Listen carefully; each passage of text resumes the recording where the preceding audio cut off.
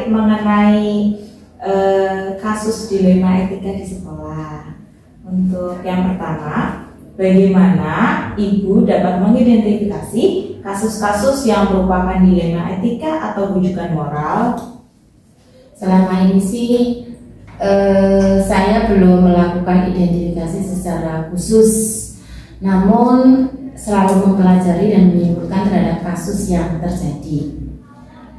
Dari kesimpulan tersebut, maka akan kita gunakan untuk melakukan tindak lanjut terhadap kasus dilema etika maupun rujukan moral. Yang kedua, bagaimana Ibu menjalankan pengambilan keputusan di sekolah, terutama kasus-kasus di mana ada dua kepentingan yang sama-sama benar dan sama-sama mengandung nilai kebajikan?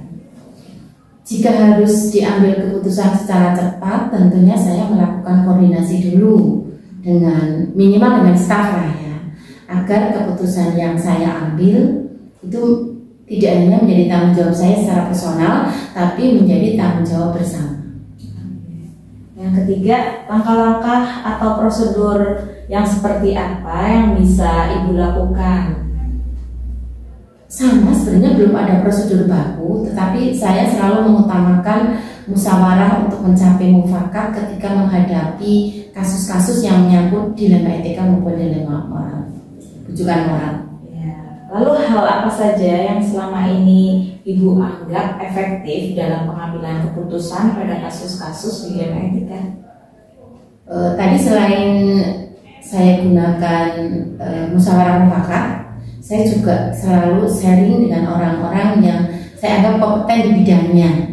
Jadi tidak hanya di dalam, tapi juga menggunakan referensi orang dari luar yang kira-kira mereka memang punya pemahaman yang lebih dibanding saya.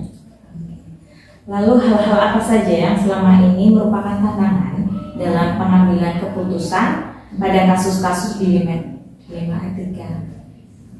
Tantangan paling berat adalah sikap dari PTK itu sendiri yang kadang-kadang cuek ya, apatis ya kan, nggak peduli, mereka sudah merasa di zona nyaman, sehingga apapun yang saya lakukan sebagai pimpinan kadang-kadang merasa bodoh.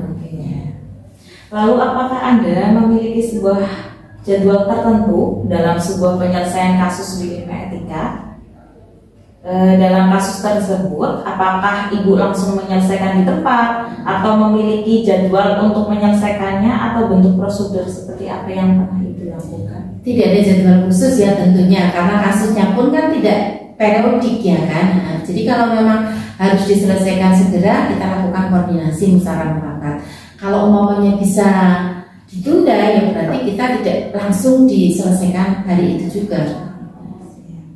Adakah seorang atau faktor-faktor yang selama ini mempermudah atau membantu Ibu dalam pengambilan keputusan dalam kasus-kasus dilema etika? Ya kembali sharing ya kan. Jadi seseorang yang bisa saya ajak dialog adalah orang-orang yang tentunya pemahamannya di atas saya ya kan, kemampuannya lebih, sehingga kan kita mudah menyampaikan permasalahan terkait dengan dilema etika. Dan kasus dilema etika serta rujukan moral itu kan sebenarnya banyak terjadi di sekolah lain juga, sehingga ini bisa sebagai referensi saya lah ketika saya berbagi dengan sesama pimpinan, mungkin mereka juga mengalami kasus yang sama, kemudian bagaimana cara penanganannya itu sebagai referensi kita. Tentunya kita adopsi di sekolah kita sesuaikan dengan kondisi sekolah kita. Dari semua hal yang disampaikan, pembelajaran apa yang Ibu petik dari pengalaman Ibu dalam pengambilan keputusan dilema etika? Jadi ketika kita menghadapi dilema etika maupun rujukan moral, maka pembelajarannya adalah bahwa setiap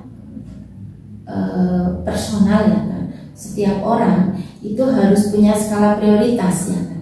Sekalipun sama-sama benar, tapi tentunya benarnya dari sudut pandang yang berbeda, sehingga kita harus mempunyai skala prioritas mana yang segi kemanfaatannya lebih banyak. Itu yang menjadi pertimbangan kami ketika memutuskan permasalahan dilema etika maupun rujukan moral. Oh iya Ibu, terima kasih untuk hari ini Ibu. Sama-sama. Salam. Sukses Bu Ani. Ya, makasih ya Bu.